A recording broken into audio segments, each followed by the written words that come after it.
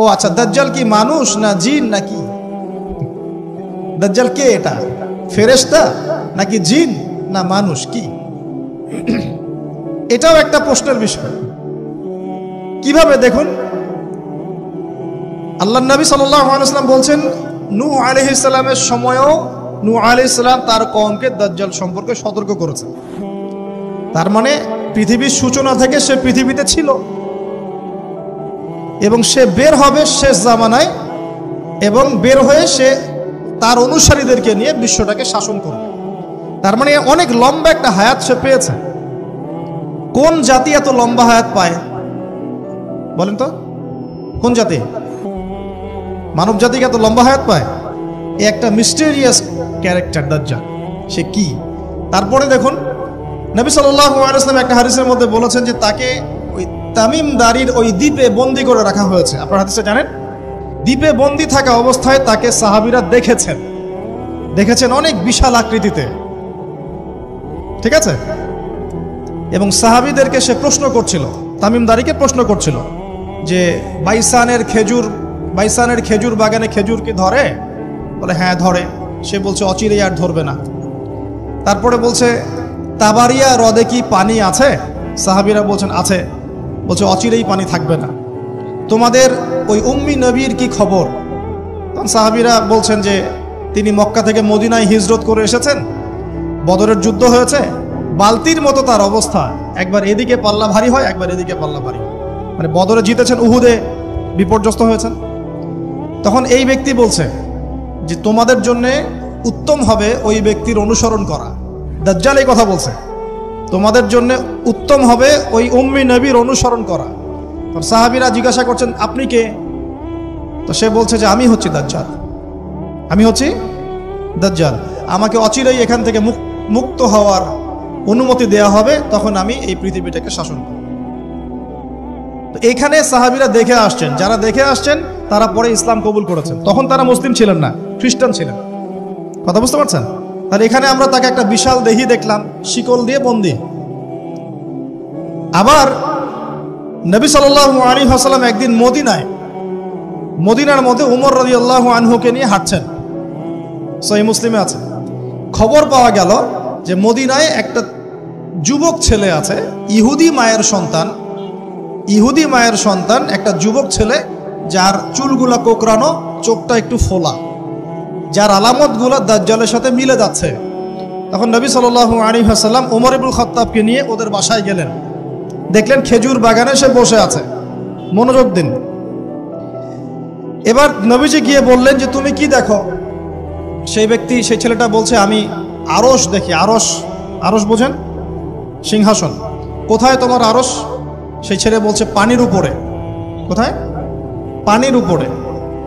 নবীজি বলছেন তুমি তো তাহলে শয়তানকে দেখো। নবীজি বলছেন তুমি কি বিশ্বাস করো যে আমি শেষ নবী? সেই ছেলে বলছে আপনি কি বিশ্বাস করেন যে আমি নবী? কি বুঝতে পারছেন কথা আমার? নবীজি বলছেন তুমি কি বিশ্বাস করো যে আমি শেষ নবী? সেই ছেলে বলছে আপনি কি বিশ্বাস করেন যে আমি নবী? উমর রাদিয়াল্লাহু আনহু তরোয়ালের খাপ খোলা সারা। তিনি বললেন যে ইয়া রাসূলুল্লাহ অনুমতি দেন, এর গর্দানটাকে নামাই দিই, বেয়াদব, আপনার সাথে বেয়াদবি করছে। তখন নবী সাল্লাল্লাহু আলাইহি ওয়াসাল্লাম বললেন দাআহু ইয়া উমর, তাকে ছেড়ে দাও। যদি সে সত্যিকার অর্থেই দাজ্জাল হয়ে থাকে, তুমি উমর তাকে হত্যা করতে পারবে না। কেন হত্যা করতে পারবেন না? কারণ দাজ্জালের নিহত হওয়া লেখা আছে ঈসা আলাইহিস সালামের হাতে। কার হাতে? ঈসা আলাইহিস সালাম যখন আসবেন, এই প্যালেস্টাইনের বাবে লুদ নামক জায়গায় দাজ্জালকে মারা হবে। ঠিক আছে কথা? তাহলে ওমর তুমি তাকে হত্যা করতে পারবে না। আর যদি সে দাজ্জাল না হয়ে থাকে, নিরপরাধ মানুষকে হত্যা করে কোনো লাভ নাই। এখানে চান্স নেওয়া হলো 50-50। এক হাদিসে আপনি দেখছেন নবীজি বলছেন নূহ আলাইহিস সালাম তার কওমকে দাজ্জাল সম্পর্কে সতর্ক করেছেন। এক হাদিসে নবীজি বলছেন সে বের হলে 40 দিন বিশ্ব শাসন করবে। প্রথম দিন 1 বছর, দ্বিতীয় দিন 1 মাস, তৃতীয় দিন 1 সপ্তাহ, বাকি দিন আমাদের মতো। আরেক হাদিসে নবীজি বলছেন তামিম দারি দেখে এসেছে তাকে কোথায়? দ্বীপে বন্দী অবস্থায়, সে ছাড়া পাবে অচিরেই। আবার এখানে নবী সাল্লাল্লাহু আলাইহি ওয়াসাল্লাম মদিনাতেই একটা যুবক ছেলেকে দাজ্জাল মনে করে ইনভেস্টিগেট করলেন। আপনার কাছে কি সাবজেক্টটা সহজ মনে হচ্ছে না কঠিন? খুব সহজ কি না কঠিন? চিন্তা করতে হবে কি হবে না? এতই জটিল একটা ক্যারেক্টার। শুধু তাই না, নবীজি আরো বলছেন সে যখন বের হবে, 4টা জায়গার কথা পাওয়া যাচ্ছে হাদিসে, 4টা জায়গা কোত্থেকে বের হবে। এখানে কিন্তু নবীজি মদিনাতে তাকে খুঁজলেন, ইনভেস্টিগেট করলেন। আবার আরেকটা হাদিসে নবীজি বলেছেন সে যখন বের হবে সে জামানায় তখন মক্কায় ঢুকতে পারবে না, মদিনায় ঢুকতে পারবে না। আপনারা হাদিসটা জানেন না? আলেমরা তো জানেন। মক্কাতেও ঢুকতে পারবে না, মদিনাতেও ঢুকতে পারবে না। খোলা তরোয়াল নিয়ে ফেরেশতারা দাঁড়িয়ে থাকবে।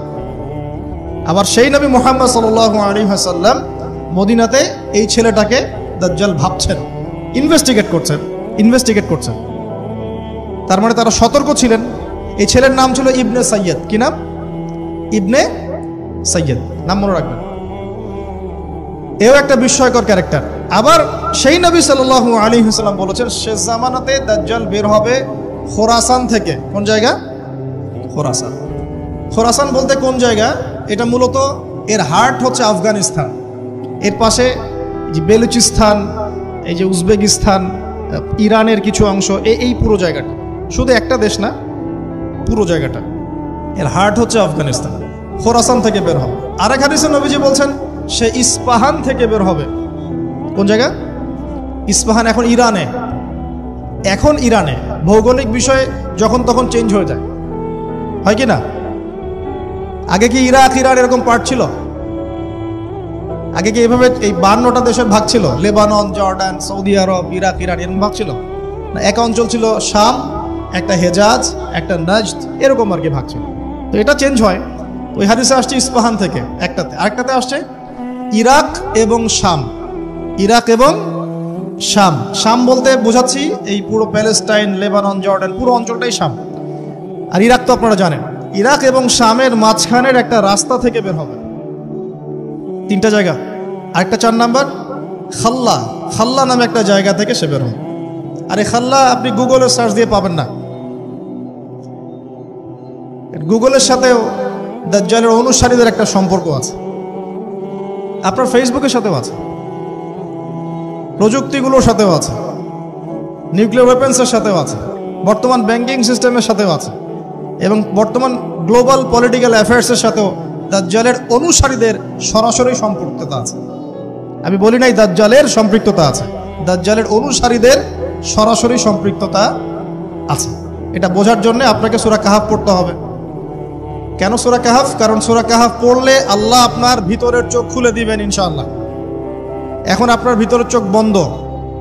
কেন বন্ধ? বিকজ আপনি প্রত্যেক জুমায় সূরা কাহাফ পড়ছেন না। যখন প্রত্যেক জুমায় সূরা কাহাফ অর্থসহ পড়বেন বা অ্যাটলিস্ট তেলাওয়াত করবেন, দেখবেন ইনশাআল্লাহ আল্লাহ আপনার ভেতরের চোখ খুলে দিবেন। তো দাজ্জাল সাবজেক্টটা কি জটিল মনে হচ্ছে না সহজ মনে হচ্ছে? জটিল। এখন এত জটিলতায় আমরা গেলাম না, আমরা সহজ জায়গায় থাকি।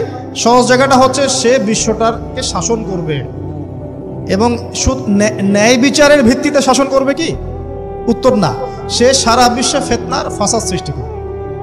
যারা তাকে ফলো করবে সে তাদেরকে সমৃদ্ধি দিবে, যারা তাকে ফলো করবে না সে তাদেরকে দুর্ভিক্ষ দিবে।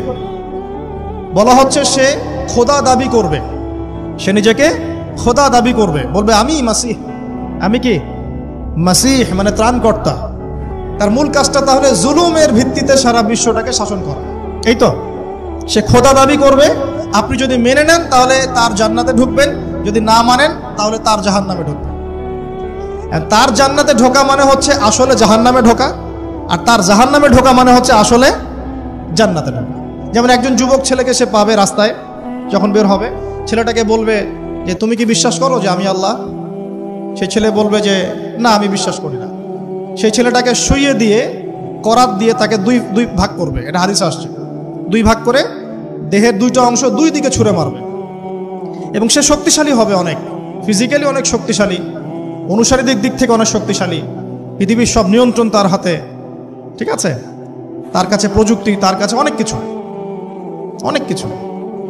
মানে সবচেয়ে বড় ফিতনা, মানে সবচেয়ে বেশি শক্তিশালী, সবচেয়ে বড় মানে পাওয়ার, মিলিটারি পাওয়ার, সবচেয়ে বড় ইকোনমিক পাওয়ার, সবচেয়ে বড় মিলিটারি অ্যাফেয়ার্স যা আছে সব।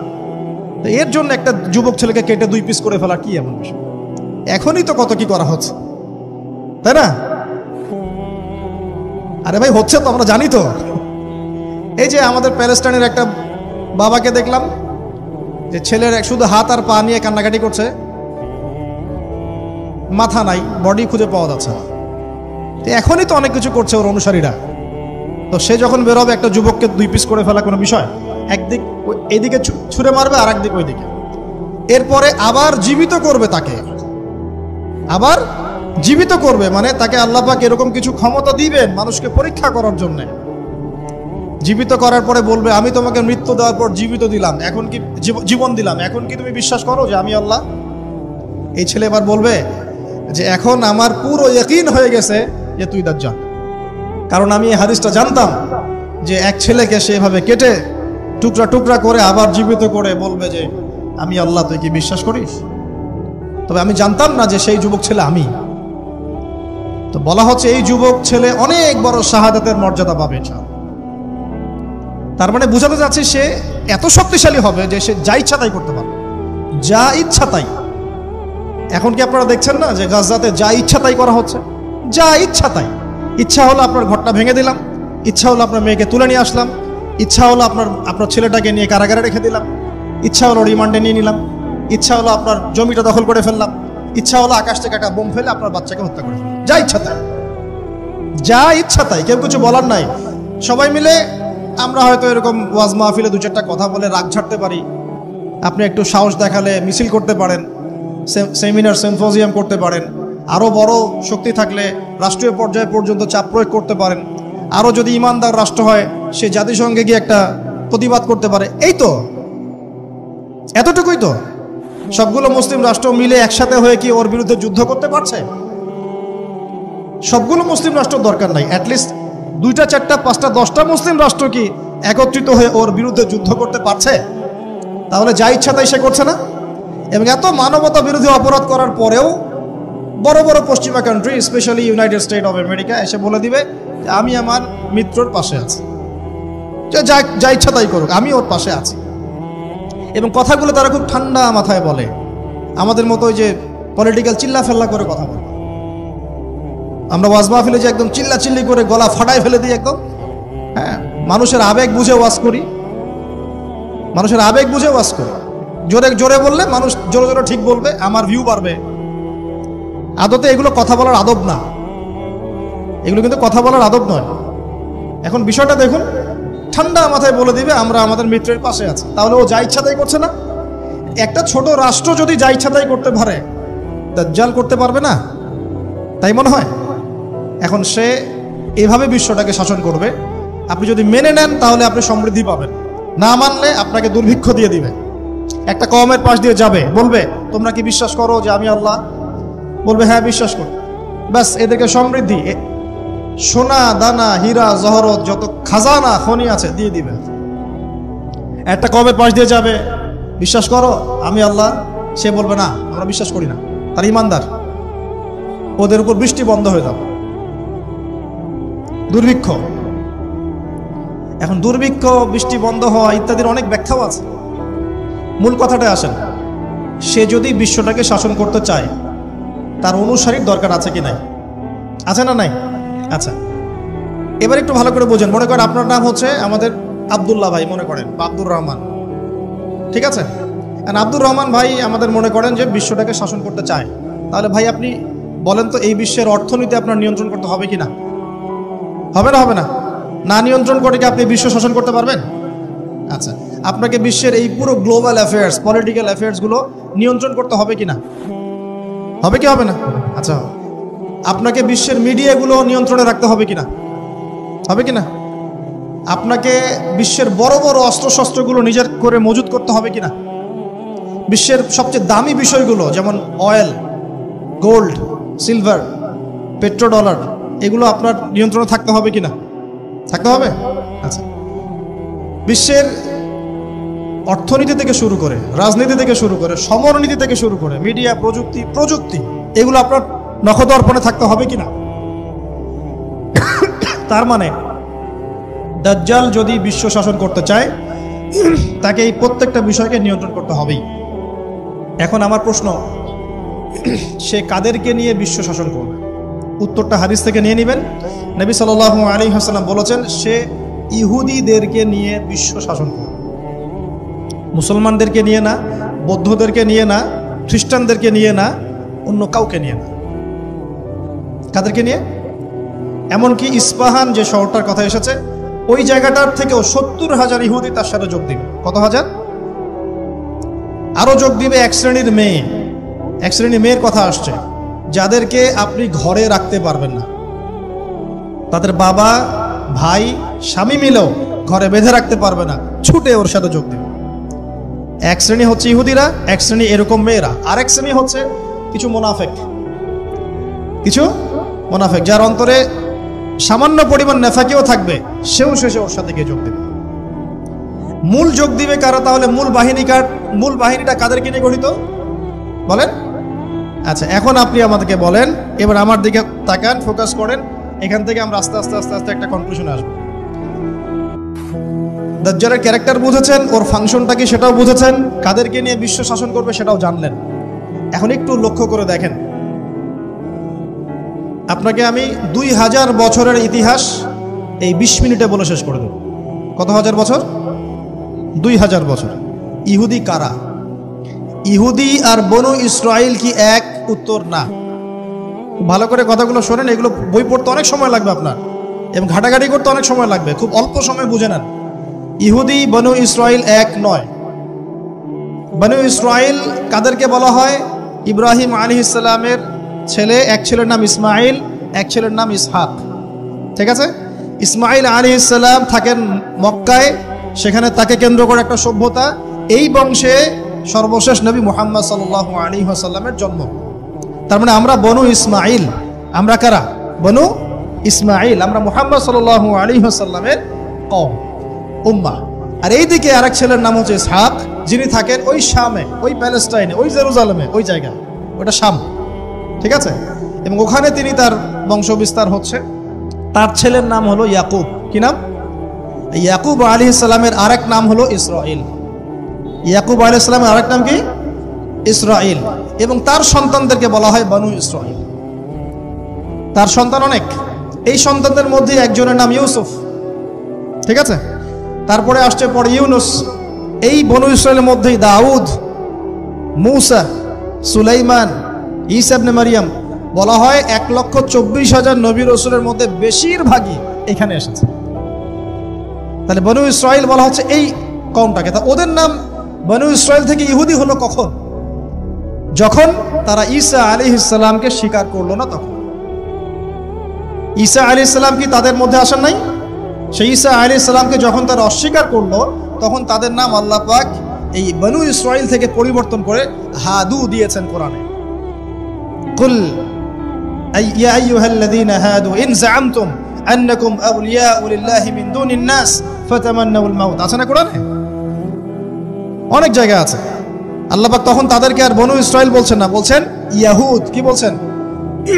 এই যে নাম আসলো ইহুদি। তো বনু ইসরাইল এবং ইহুদি এক নয়। বনু ইসরাইলরা ভালো ছিল এবং তারা ওই সময়কার মুসলিম ছিল। যখন তারা আল্লাহ পাকের আনুগত্য করেছিল, আল্লাহ পাক তাদেরকে সমৃদ্ধি দিয়েছিলেন, ঠিক আমাদের মতোই।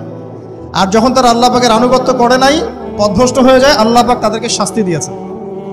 এক পর্যায়ে তারা যখন নবীদেরকে হত্যা করা শুরু করেছিল, অনেক নবীকে হত্যাও করেছে। যেমন জাকারিয়া আলাইহিস সালামকে তারা হত্যা করেছে, ইয়াহইয়া আলাইহিস সালামকে হত্যা করেছে। সূরা ইয়াসিন পড়ে দেখেন, ওখানে একই দিনে 3 জন নবীকে হত্যা করা হয়েছে। পড়ে দেখেন। তো মূল কথা হচ্ছে, নাম চেঞ্জ হলো কখন? যখন তারা সত্য থেকে পথভ্রষ্ট হয়ে গেল, ঈসা আলাইহিস সালামকে তারা অস্বীকার করলো, তখন আর বনু ইসরাইল নয়, ইয়াহুদ। এখন তাদের মধ্যে একজন অন্যতম নবী ছিলেন দাউদ আলাইহিস সালাম। কি নাম?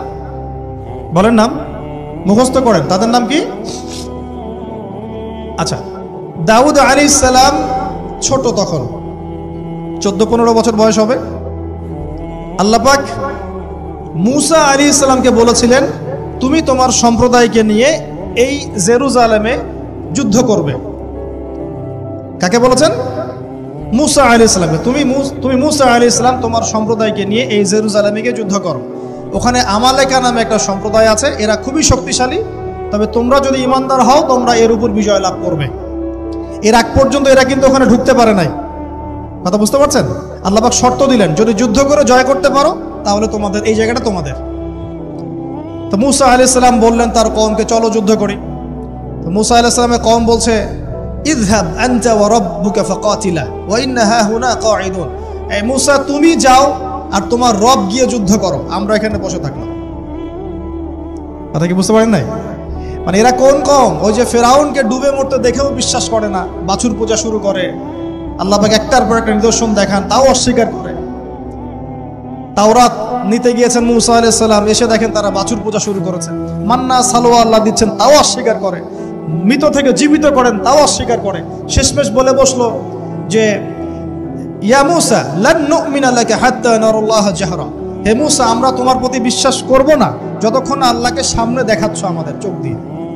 এটা সেই জাত যে নবীদেরকে এত কষ্ট দিয়েছে। মূসা আলাইহিস সালাম যখন বললেন চলো, আল্লাহ পাক যুদ্ধের কথা বলেছেন, ওটা যুদ্ধ করে জয় করতে পারলে আমাদের হয়ে যাবে। তো বলছে ওখানে আমালেকা সম্প্রদায় আছে এত বড় শক্তিশালী, তুমি যাও, তোমার রব গিয়ে যুদ্ধ করো, আমরা এখানে বসে আছি। আর আমাদের নবী মুহাম্মদ সাল্লাল্লাহু আলাইহি ওয়াসাল্লাম যখন বদরের মাঠে 313 জনকে নিয়ে পরামর্শ করছেন কি করব, যুদ্ধ করব কি না, তখন আমাদের মুসলিম সেনা বাহিনীর মধ্যে যে সাহাবীরা ছিলেন, সাদ বিন মুয়াজ রাদিয়াল্লাহু আনহু, তিনি বলছিলেন, ইয়া রাসূলুল্লাহ সাল্লাল্লাহু আলাইহি ওয়াসাল্লাম, আপনি আমাদেরকে নিয়ে বদরের মাঠ কেন, যদি উত্তাল সাগরেও ঝাঁপ দিতে চান আমরা সেখানেও ঝাঁপ দিব। কত পার্থক্য, তাই না? তিনি বলছিলেন যে আমরা সেই কথা আপনাকে বলবো না যেই কথা মূসার কওম মূসাকে বলেছে। আপনি যদি আদেশ করেন আমরা উত্তাল সাগরেও ঝাঁপ দিতে পারি। এমনি এমনি তো বদরের যুদ্ধ আসে নাই, বিজয় আসে নাই, এইসব ইমানের কারণে এসেছে। এখনো কি এই মাজলুম ভাইরা উত্তাল সাগরে ঝাঁপ দেয় নাই? তারা তাই করছে। ওইদিকে আসছি আমি পরে, এই জায়গাটা একটু বোঝেন। তো যুদ্ধ তারা করলো না, যুদ্ধ করলো না। আল্লাহ পাক শাস্তি দিলেন। কি শাস্তি? 40 বছর আল্লাহ পাক ওদেরকে একটা জায়গায় ঘুরপাক খাওয়ানো শুরু করলেন। সকালে উঠে একটা পাহাড়কে কেন্দ্র করে ঘুরতো, সন্ধ্যায় এসে আবার সেই জায়গায় থেমে যেত। এটাকে বলা হয় তিহ উপত্যকার 40 বছরের শাস্তি। সূরা বাকারার মধ্যে দলিল আছে। এবার মূসা আলাইহিস সালামের জীবনটা শেষ, উনার হায়াত শেষ, উনি চলে গেলেন আল্লাহর কাছে। পরবর্তীতে নবী হলেন ইউশা বিন নুন। কি নাম? ইউশা বিন নুন। মনে রাখার চেষ্টা করেন, ভুলে যান না আবার। ইউশা বিন নুন একজন নবী। এবার ইউশা বিন নুনের সময় ওই বনু ইসরাঈলী বলছে যে আমরা যুদ্ধ করতে চাই, ওই জায়গা আমরা দখল করতে চাই। আমিন। এখন আসেন, কোন জায়গা ভাই? কোন জায়গা যুদ্ধ করতে চায়? আচ্ছা, জেরুজালেম নিয়ে এত কথা কেন জানেন? কারণ এই জায়গাটা শেষ জামানার সবচেয়ে ইম্পর্টেন্ট জায়গা। শেষ জামানার সবচেয়ে ইম্পর্টেন্ট জায়গা 3টা, মুখস্থ করেন। কয়টা? 1 হচ্ছে জেরুজালেম, 2 হচ্ছে মক্কা মদিনা, জানেন, আর 3 নাম্বার হচ্ছে কনস্ট্যান্টিনোপল। কনস্ট্যান্টিনোপল মানে কুস্তান্তনিয়া। কোথায় এটা? তুরস্কে। আরেকটা জায়গা আছে, এটাও অনেক বেশি ইম্পর্টেন্ট, সেটা হলো খোরাসান। সেটা কি? খোরাসান। এই 4টা জায়গার কথা মাথায় রাখবেন। পুরো বিশ্বের এই প্রেক্ষাপট এই 4টা জায়গাকে কেন্দ্র করে ঘুরতে থাকবে, এবং এর সেন্টার হার্ট হচ্ছে জেরুজালেম। কারণ কিয়ামত ততদিন পর্যন্ত হবে না যতদিন এই জেরুজালেম মুসলিমদের দখলে না আসছে, এবং এই জেরুজালেম থেকে ইমামুল মাহদি ঈসা ইবনে মারইয়াম বিশ্ব শাসন না করছেন, ততদিন পর্যন্ত এই পৃথিবীতে কিয়ামত হবে না ইনশাআল্লাহ। বুঝতে পারছেন কথা? আচ্ছা, তো ইউশা বিন নুন এখন বলছেন যে আচ্ছা তোমরা তো আবার যুদ্ধ করতে যাচ্ছ, মূসা আলাইহিস সালামের সময় তো যুদ্ধ করতে বলা হয়েছিল, করো নাই। এখন যদি আবার যুদ্ধের কথা বলা হয়, যদি তোমরা আবার পালায় যাও, তখন তারা বলছে ওয়ামা লানা আল্লা নুকাতিলা ফি সাবিলিল্লাহ, কেন আমরা আল্লাহর রাস্তায় যুদ্ধ করব না? ওয়াকাদ উখরিজনা মিন দিয়ারিনা, আমাদেরকে আমাদের বাড়িঘর থেকে বের করে দেওয়া হয়েছে, ওয়া আবনাইনা, আমাদের সন্তান থেকে বিচ্ছেদ করানো হয়েছে, কেন যুদ্ধ করব না? অবশ্যই যুদ্ধ করব। তো বলছি ঠিক আছে, তাহলে আমি আল্লাহর কাছে দোয়া করলাম। হ্যাঁ করেন। আল্লাহর কাছে দোয়া করা হলো, আল্লাহ পাক বললেন যা জিহাদ ফরজ করলাম, নাও যুদ্ধ করো। ওখানে কোন সম্প্রদায় আছে? আমালেকা, অনেক শক্তিশালী, অনেক বিশাল দেহে। এখন যুদ্ধের আয়াত ফরজ হওয়ার পরে এখন বনু ইসরাঈল বলছে আচ্ছা আমাদেরকে একটা নেতা নিযুক্ত করে দিন, তাহলে সেনাপতি নিযুক্ত করুন। সেনাপতি লাগে কি লাগে না? লাগে না? আচ্ছা, আমরা শিখতেছি স্মার্টফোন, টিকটক, বিশ্বাস ঢাকা শহরে এই 15 থেকে 20 বছরের ছেলেপেলের যা অবস্থা দেখলে আমাদের চোখ দিয়ে পানি বের হয়। আবার শুকরিয়া আদায় করি, আলহামদুলিল্লাহ ওই যুগে আমরা, এই যুগটা আমরা এইভাবে নষ্ট করি না, আলহামদুলিল্লাহ। কি একটা অবস্থা! এদের অর্ধেকের সাইকোলজি নষ্ট করে দিয়েছে বিভিন্ন মুভিজ, সিনেমা। এখনকার অনেক মুভিজে দেখায় যে সে গ্যাংস্টার হচ্ছে, গ্যাংস্টার হওয়াটা একটা প্যাশন। ওইটা দেখে দেখে সে নিজেও গ্যাংস্টার হওয়ার চেষ্টা করে। আমি হলফ করে বলতে পারি, আমার কথা আপনারা মন খারাপ করেন না, এটা আমার কনফিডেন্স থেকে বলছি, এখন যদি আরেকটা মুক্তিযুদ্ধ হয়, এই জেনারেশন অস্ত্র হাতে নিতে পারবে না। ওই অস্ত্র হাতে নিবে ওই যাদের বয়স 40, ওই 50, এরাই। আমাদের এই যে কিশোর গ্যাং, টিকটক জেনারেশন আর যুবক সমাজকে আপনি খুঁজেই পাবেন। আল্লাহ পাক আমাদেরকে হেফাজত করুন। আর এটার জন্য ভাই আমাদের যাদের দাড়ি পেকে গেছে আমরা দায়ী সমানভাবে। কারণ আপনি নিজের ফিকির করেছেন, আপনার সন্তানের ফিকির কোথায়?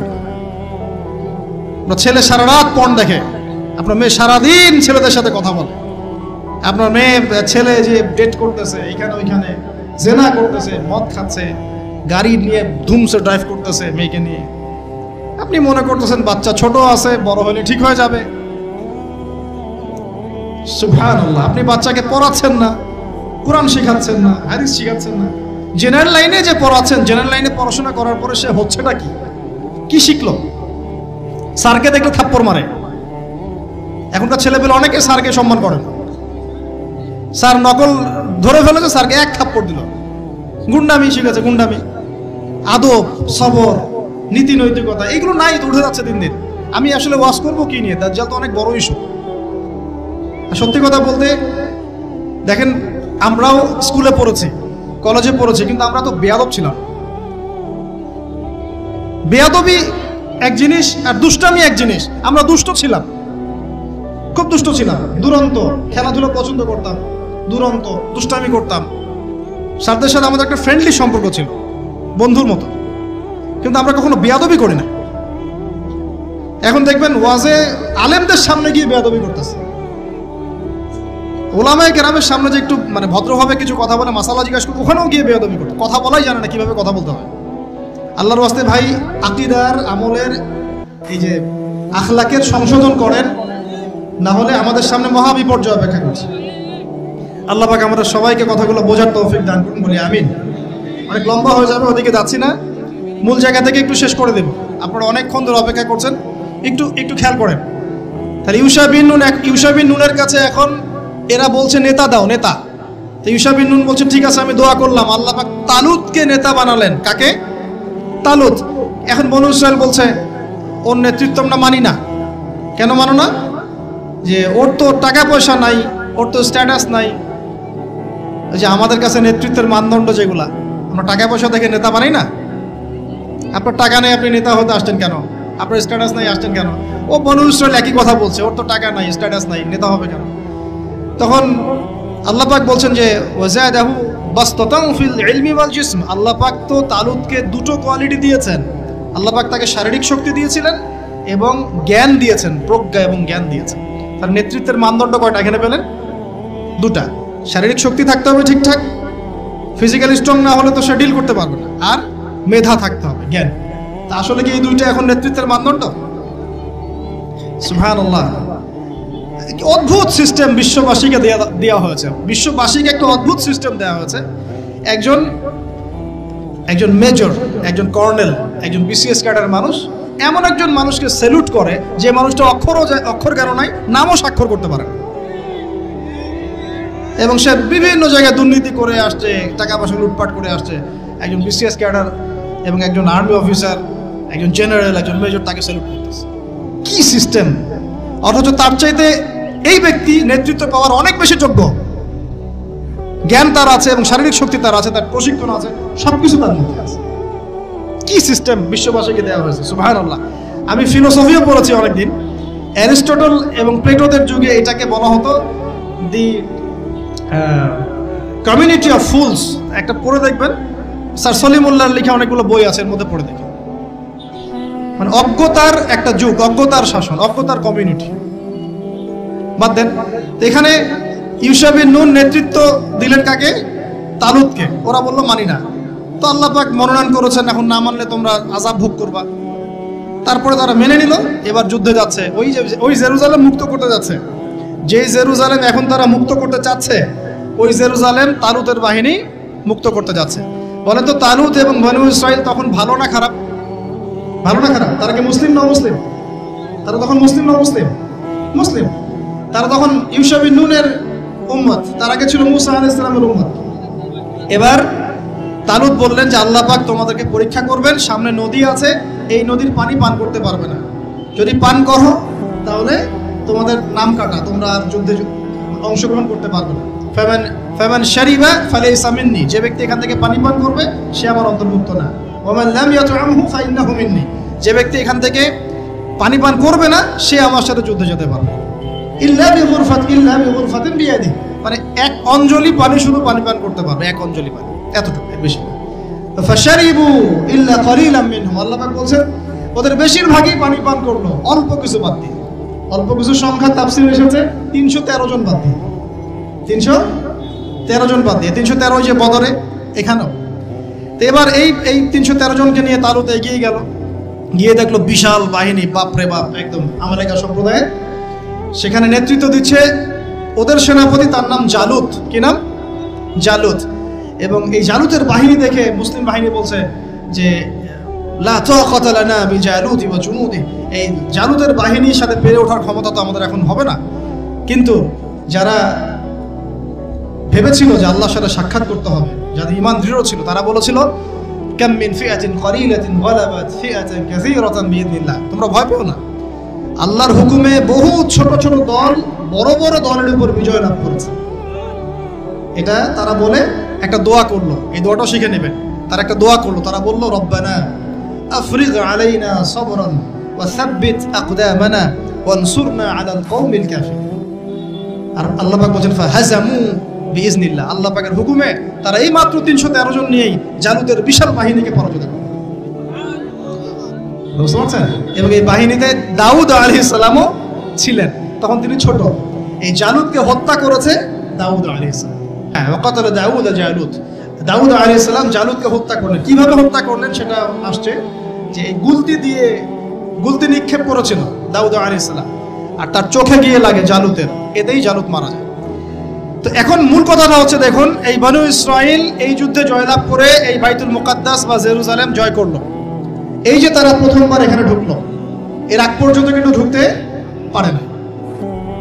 এবার আল্লাহ পাক তাদেরকে বললেন তোমরা এখানে যদি আমার আদেশগুলো মেনে চলো, এই জায়গা তোমাদেরই, তোমরা এখানে থাকবে, কিন্তু যদি তোমরা আদেশ না মানো, আমার বিরুদ্ধাচরণ করো, তোমাদেরকে এখান থেকে বের করে দেব।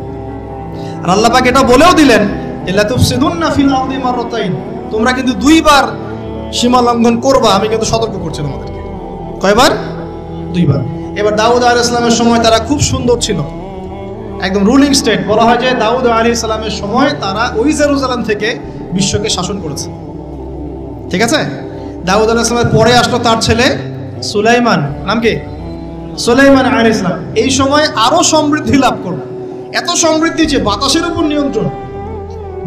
জিনরা ডুবুরির কাজ করে পাথর এনে দেয়, জিনরা ডুবুরির কাজ করে মণিমুক্তা এনে দেয়। জিনদেরকে দিয়ে এই যে বাইতুল মুকাদ্দাস তিনি নির্মাণ করালেন আবার, তাই না? এই যে বাইতুল মুকাদ্দাসের কথা বলছি। তারপরে বাতাসকে যদি বলেন এখান থেকে আমাকে নিয়ে যাও, 1 মাসের পথ এক বেলায় চলে যাচ্ছে। পিঁপড়া হাঁটছে, সুলাইমান আলাইহিস সালাম পিঁপড়ার ভাষা বোঝেন, পাখির ভাষা বোঝেন, তারা তেলাওয়াত করেন, মাছ এসে তেলাওয়াত শুনে। মানে এমন একটা সভ্যতা, এই সভ্যতা পৃথিবীতে আসেনি কখনো। এবং আপনি যতই সায়েন্স এন্ড টেকনোলজির কথা বলেন না কেন, এই লেভেলে আপনি যেতে পারবেন না, কখনো পারবেন না। কারণ সুলাইমান আলাইহিস সালাম একটা দোয়াও করেছিলেন, রব্বি হাবলি মুলকান, আল্লাহ আমাকে এমন রাজত্ব দান করো, লা ইয়ামবাগি লি আহাদ, যেমন রাজত্ব আপনি কাউকে দেন নাই কখনো। পৃথিবীর ইতিহাসে সুলাইমান আলাইহিস সালামের মতো রুলিং স্টেট কোনোদিনও ছিল না, আসবেও না। তো সুলাইমান আলাইহিস সালাম এবং তার অনুসারীরা তখন ভালো ছিলেন এবং জেরুজালেম থেকে তারা বিশ্ব শাসন করেছেন। এবার শুরু হলো তারপরে এদের অধঃপতন শুরু হতে হতে এমন একটা জায়গায় চলে গেল যে জেনা, এই মদ খাওয়া, এই সুদ খাওয়া, এই মানুষকে হত্যা করা, এমনকি নবীদেরকে হত্যা করা, এমন কোনো পাপ নাই করতে বাকি রাখলো না। এমন কোনো পাপ নাই, মানে নবীদেরকে পর্যন্ত জবাই করে হত্যা করেছে। আর কি কিছু বলতে হবে? আল্লাহ পাক ওই যে ওয়াদা করেছিলেন যদি ফাসাদ সৃষ্টি করো এখান থেকে বের করে দেব। এবার আল্লাহ পাক একটা বাহিনী পাঠালেন। এই বাহিনীটা পাঠিয়েছেন ইরাকের ব্যাবিলন থেকে। কোন জায়গা? ইরাকের ব্যাবিলন। এই বাহিনীর রাজার নাম ছিল নেবুজাদ নেজার। কি নাম বলেন? নেবুজাদ নেজার। সে ছিল মূলত অগ্নি পূজারী আর কি। তার একটা সভ্যতা, ব্যাবিলনের সভ্যতা।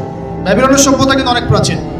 এবার তারা গিয়ে কি করলো, এই বনু ইসরাইল যারা পথভ্রষ্ট হয়ে গেছে এদেরকে এমন মায়ের ওখানে জেরুজালেমে গিয়ে একটা একটা করে সেখান থেকে ওরা বের করে দিল, দিয়ে ওদেরকে ওই জেরুজালেমের এই যে মসজিদ, ওখানকার ফল ফসল যা আছে সব ডিস্ট্রয়, ম্যাসাকার করে ফেলল। এখন ওরা যা করতেছে গাজার সাথে এরকম কাজ এর চেয়ে ভয়ঙ্কর। নেবুজাদ নেজার একটা একটা করে ধরে ধরে কেটে কেটে ফেলে, আর বাকি যারা বেঁচে ছিল এদেরকে দাস বানিয়ে শিকল দিয়ে পেঁচিয়ে ব্যাবিলনে নিয়ে গেল। তাহলে দেখেন, রুলিং স্টেট থেকে বনু ইসরাইল চলে আসলো এখন কোথায়? ব্যাবিলনে, দাসত্বের শৃঙ্খল। আর তাদের ওই ফকর থাকলো না, শেষ। কারণ আল্লাহ ওয়াদা করেছিলেন ভালো থাকলে ভালো থাকবা, খারাপ করলে খারাপ। যেমন আল্লাহ পাক আমাদের সাথে ওয়াদা করেছেন না, উম্মতে মুহাম্মাদি যদি আমার আনুগত্য করো, মুহাম্মদ সাল্লাল্লাহু আলাইহি ওয়াসাল্লামের আনুগত্য করো, তোমরাই বিশ্বের নেতৃত্ব দিবে। আর যদি না করো, ওই যে তোমাদের উপর কাফেরদেরকে চাপাই দেবে, তাই না? এখন এরকমই আল্লাহ পাকের সুন্নত একদম সেম। ইতিহাস খালি ঘুরছে আর ঘুরছে, কখন ওদের পাল্লায় কখন আমাদের পাল্লায়। বিশ্বের ইতিহাসটা একদম প্যারালাল, খেয়াল করে দেখবেন। এবার এই ব্যাবিলনে চলে আসার পরে এরা দাস, কাজ করলে খাইতে পারে, না করলে খাইতে পারে না। দেখেন কোন জায়গা থেকে আল্লাহ কোথায় নিয়ে আসলে। আজকে আমরা যে 1200 বছর ওয়ার্ল্ডটাকে শাসন করেছি, কেউ বিশ্বাস করবে এখন? আমরা যে মুসলিম উম্মাহ প্রায় 1200 বছর মুহাম্মদ সাল্লাল্লাহু আলাইহি ওয়াসাল্লামের পর থেকে এই বিশ্বটাকে আমরা শাসন করছি, এখন কেউ বিশ্বাস করবে? এখন যদি পশ্চিমারা বলে যে তোমাদেরকে স্যাংশন দিয়ে দিব, ব্যাস তখন আমাদের দেখা যায় যে সমস্যা হতে পারে। কেউ যদি বলে তোমরা যদি বাড়াবাড়ি করো টাকার মান কমে যাবে, আমরা বলি বাপরে বাপ, তাহলে তো বাড়াবাড়ি করা যাবে না। আমরা কি ওদের উপর রুল করতে পারি এখন? সরাসরি কথা বলেন না, পারি না।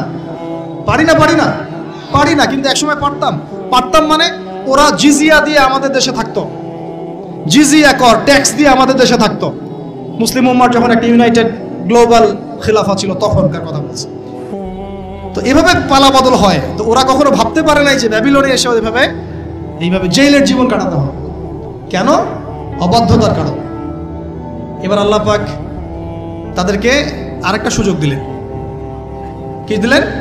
আরেকটা সুযোগ দিলেন।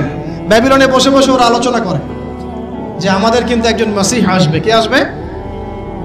মাসিহ মানে হচ্ছে ত্রাণকর্তা। এই মাসিহ যখন আসবে আমরা আবার সেই জায়গা ফিরে পাবো। কি করবো আবার? কোন জায়গা বলেন? কোন জায়গা? জেরুজালেম আবার ফিরে পাবো। বুঝতে পারতেছেন কি ভাই? আলোচনা একটু কঠিন আমি জানি, বুঝতে পারতেছেন কি? আচ্ছা, আমরা আবার জেরুজালেম ফিরে পাবো। তো ওরা এখন এগুলো আলোচনা করে যে আমাদের তাওরাতে লেখা আছে, আমাদের তালমুদে লেখা আছে, শেষে আমাদের একজন মাসিহ আসবে। ওই মাসিহ আসলে আবার ওই জায়গা আমরা ফিরে পাবো। তোমরা টেনশন করো না, হতাশ হয় না। আমরা যেমন বলি না যে এখন দুরবস্থা চলছে, তাতে কি আমাদের মাহদি আসবেন, ঈসা ইবনে মারইয়াম আসবেন, আবার আমরা খিলাফা ফিরে পাবো, বলি কি না? হাদিসে তো আছেও। তো ওরাও এরকম চর্চা করে। তো করতে করতে আল্লাহ পাক তাদের দিকে মুখ ফিরিয়ে তাকালেন, দয়া করলেন। দয়া করে আল্লাহ পাক মাসিহকে পাঠালেন। সেই মাসিহের নাম কি? ঈসা আলাইহিস সালাম। কিন্তু এই হতভাগা জাত ঈসা আলাইহিস সালাম যে তাদের মাসিহ, এটা তারা বিশ্বাসই করলো না, বরং তাকে জারদ সন্তান বলে গালি পর্যন্ত দিল। জানেন না, মারিয়াম আলাইহিস সালামকে বললো যে কোত্থেকে সন্তান নিয়ে আসছো? মনে আছে আপনাদের? নিজেদের মাসিহকে তারা চিনতে পারলো। ঠিক আমাদের উম্মতে মুহাম্মাদির মধ্যে এমন অনেক মুনাফিক থাকবে যারা ইমাম মাহাদিকে চিনতে পারবে না। দেখিয়েন, ওই সময় যখন মাহাদির বাহিনী বের হবে বলবে সন্ত্রাসী বের হয়েছে। ইমামুল মাহদি মানুষের মুখের ভাষায় কথা বলবেন না, অস্ত্রের ভাষায় কথা বলবেন। জি, হাদিসে স্পষ্ট আছে, লা তুকাতিলুনাল ইয়াহুদ, তোমরা অবশ্যই ইহুদীদের সাথে যুদ্ধ করো। মুখ দিয়ে যুদ্ধ হয়। ওয়ালা তাকতুলুনহুম, অবশ্যই ওদেরকে তোমরা হত্যা করো। এমনকি যদি গাছের পিছনেও, পাথরের পিছনেও কেউ লুকায়, পাথর গাছ কথা বলবে। হাত্তা ইয়াকুলুস শাজার, গাছ কথা বলবে গারগাত বাদ দিয়ে। ইয়া মুসলিম, হে মুসলিম, ইন্না ওয়ারাইল ইয়াহুদ তাআল ফাকতুলহু, আমার পিছনে ও লুকিয়ে আছে, আসো হত্যা করো। তো বাই দ্য ওয়ে, এখন আল্লাহ পাক রহম করলেন, মাসিহ পাঠালেন, চিনতে পারলো না, বিশ্বাস করলো না, তাকে জারদ সন্তান বলে গালি দিল। শুধু তাই না, ঈসা আলাইহিস সালামকে তারা হত্যার চেষ্টা পর্যন্ত করে না। হত্যার চেষ্টা তারা সূরা মাইদা নিসা পড়ে দেখেন, তারা বলে, ফখর করে বলে ইহুদিরা, ইন্না কাতালনাল মাসিহ ইবনে মারইয়াম, আমরা ঈসা আলাইহিস সালামকে হত্যা করেছি। রাসূলুল্লাহ যে আল্লাহর রাসূল ছিল, আল্লাহ বলছেন ওয়ামা কাতালুহু তারা তাকে হত্যা করতে পারে না। ওয়া মা সালাবুহু, তারা তাকে ক্রুশবিদ্ধ করতে পারে নাই। বাল রাফাআহু আল্লাহু ইলাইহি, বরং আল্লাহ পাক তাকে তার কাছে উঠিয়ে নিয়েছে। ওয়ালাকিন শুববিহা লাহু, কিন্তু ওরা ধোঁকা খেয়েছিল, মনে হয়েছিল তিনি মনে হয় মাসিহ। আসলে সে মাসিহ ছিল না। আল্লাহ পাক তাকে উঠিয়ে নিয়েছেন এবং শেষ জামানায় তাকে আবার পাঠাবেন। কেন পাঠাবেন? কারণ তার কাজ এখনো বাকি আছে। তার কাজ হচ্ছে সত্যিকারের মাসিহ মিথ্যায় প্রতারক দাজ্জালকে হত্যা করবে এবং এই জেরুজালেম থেকে ঈসা আলাইহিস সালাম আবার ইসলামী খেলাফা বাস্তবায়ন করবে। এটা তার কাজ এখনো বাকি আছে। এই কারণে তিনি যখন আসবেন, তিনি বিয়ে শাদী করবেন, তার সন্তান হবে, তার ইন্তেকালের পরে তাকে দাফন করা হবে আল্লাহ নবী সাল্লাল্লাহু আলাইহি ওয়াসাল্লামের কবরের পাশে, রওজা মোবারকের পাশে। তার কাজ এখনো বাকি আছে। তারা মাসিহকে চিনতে পারলো না। এবার আল্লাহ পাক আবার শাস্তি দিলেন, লা তুফসিদুন্না ফিল আরদি মাররাতাইন, তোমরা দুইবার ফাসাদ সৃষ্টি করবে। এবার কার হাতে শাস্তি দিলেন? এবার রোমানদের হাতে। ওই যে রোমক সভ্যতা, রোমানদের ইতিহাস পড়েছেন তো আপনারা? ওরা সুপার পাওয়ার ছিল তখন। রোমানদের যে নেতৃত্ব দিয়েছে তার নাম ছিল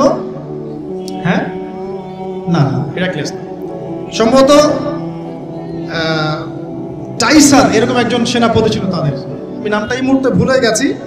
যাই হোক, রোমানরা তখন এসে 70 খ্রিস্টাব্দের কথা, মানে ঈসা আলাইহিস সালামের জন্মের, মানে ঈসা আলাইহিস সালামের নবী হয়ে আসার পরে আর 70 বছর পরের কথা, যখন তারা স্বীকার করলো না, এই রোমান বাহিনী এসে ওই যে আগে যেমন ব্যাবিলনের বাহিনী গিয়ে ওদেরকে ম্যাসাকার করেছিল, এই রোমান বাহিনী গিয়ে ওদেরকে পুরো ম্যাসাকার করলো। আবার এই জেরুজালেম ধ্বংস হলো, মসজিদ ডিস্ট্রয় হলো, ওদেরকে হত্যা করা হলো, দাসত্ব শৃঙ্খলা আবদ্ধ করা, এভাবে ওদেরকে আবার ম্যাসাকার করা। দুইবার আল্লাহ শাস্তি দিলেন। তবে এবার তারা দাসত্বের শৃঙ্খলা আবদ্ধ হয় নাই, বিশ্বের বিভিন্ন জায়গায় ছড়িয়ে ছিটিয়ে গেছে। কোথাও 10 জন, কোথাও 20 জন, কোথাও 50, কোথাও 100, এভাবে আস্তে আস্তে ছড়িয়ে ছিটিয়ে গেছে। ওরা আর এক জায়গায় থাকতে পারে না। ওদের একটা অংশ গিয়ে মদিনায় আশ্রয় নিয়েছে। কোথায়? মদিনা, যার নাম ইয়াসরিব। ওই সময়কার কথা বলছি, কিন্তু প্রায় 1400 বছর আগের কথা বলছি আমি, 1500, 1000 বছর, 2000 বছর আগের কথা বলছি। মদিনায় আশ্রয় নিয়েছে 3টা গোত্র, বনু কুরাইজা, বনু কাইনুকা, বনু নাজির।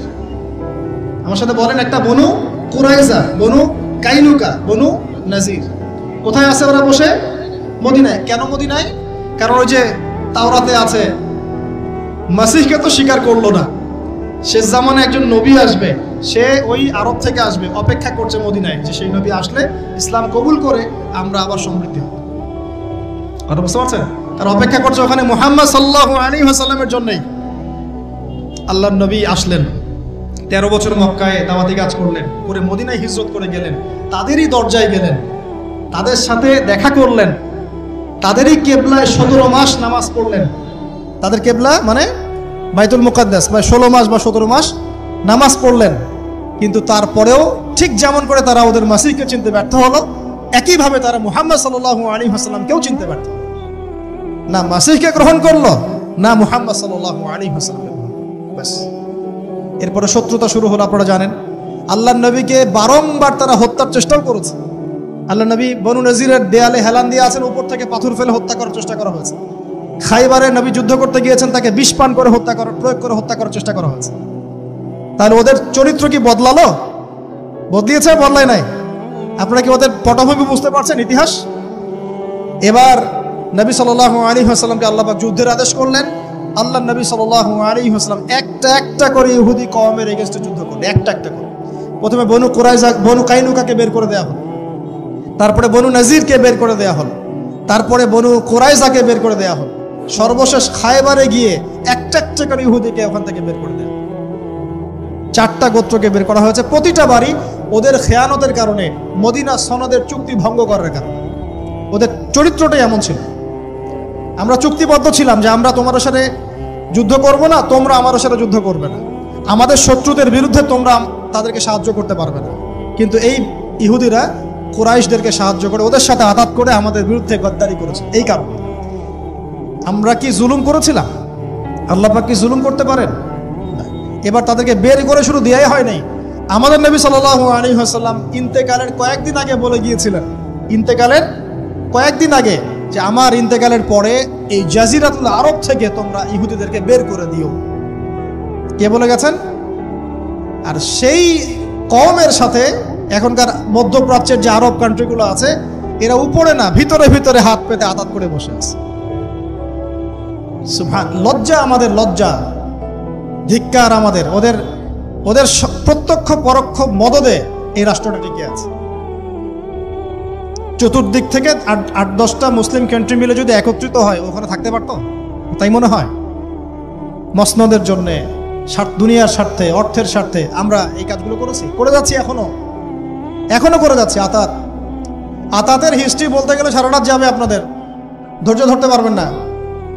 এই 1917-18 সালের দিকেও এই নাজদিরা, 1917-18 সালের দিকেও নাজদিরা এই ব্রিটেনের সাথে আতাত করে তুর্কিদের নিয়োজিত যে ইয়ারা ছিল, শাসকরা ছিল, তাদের বিরুদ্ধে বিদ্রোহ করে আরব রাষ্ট্র কায়েম করেছে।